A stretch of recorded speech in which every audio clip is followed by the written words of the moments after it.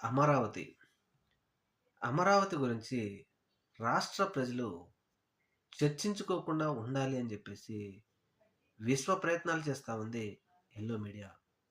అయితే వీళ్ళు ఎంత ప్రయత్నాలు చేసినప్పటికీ రాష్ట్ర ప్రజల దృష్టి ఎంత మరలించాలి అని ప్రయత్నం చేసినప్పటికీ దానివల్ల అవ్వటం లేదు. ఎందుకంటే అమరావతిలో తేలికపాటి వర్షాలు పడినప్పటికీ విపరీతంగా వరదలు రావడము, సముద్రాన్ని తలపించేలాగా నీరు అక్కడ చేరుకుపోతా ఉంది.